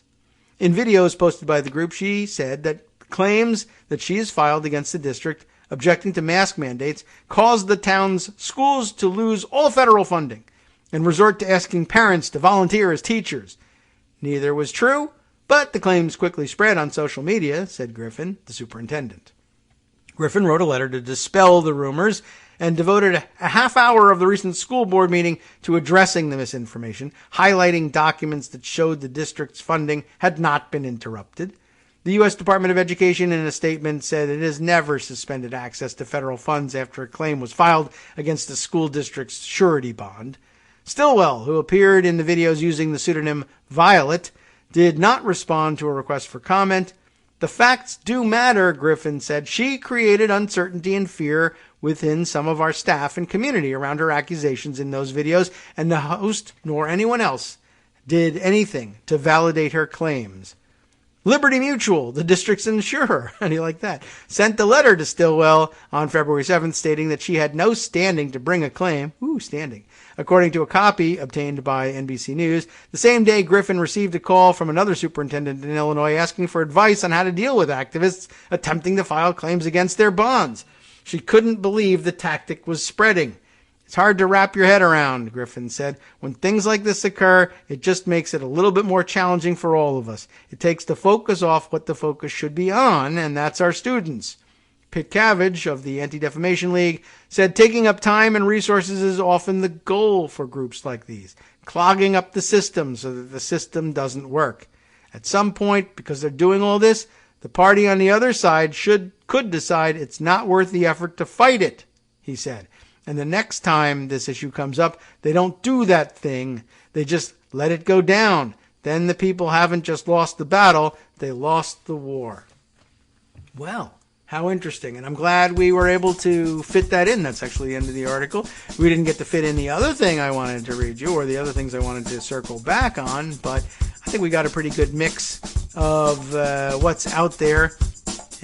in today and a good weekend show. Time now for us to wrap things up and hand it over to Justice Putnam for the West Coast Cookbook and Speakeasy. And as you know, you're likely to pick up all sorts of additional information or some of the things we missed or only got to just take a quick glance at when you tune in for the show. And as a matter of fact, we've got our description here for you now. Let's see. First of all, of course, Putin has now crossed the line with an overt nuclear threat. I did see people on Twitter yesterday asking, where can I buy iodine pills in case of radiation poisoning? Which I guess is a serious concern for some people. I think I live close enough to every target in the world that we're not going to make it that far.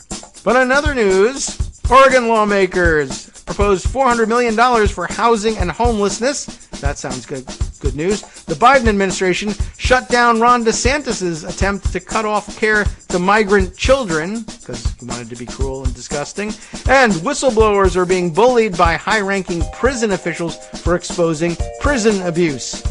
And then check out what the international news is, moving to the chef's table, as he calls it, where the EU said Putin must and will fail as it agreed to new sanctions against the reckless strongman. Radio.com. You have been listening to Kagro in the Morning with David Waldman. True, and now Justice will bring you this other important news. I didn't get to this today. From Moscow to New York, tens of thousands around the world have been protesting against Putin's invasion of Ukraine, and often at great personal risk, especially inside Russia. Should not have ignored that today, but justice does them justice. Next.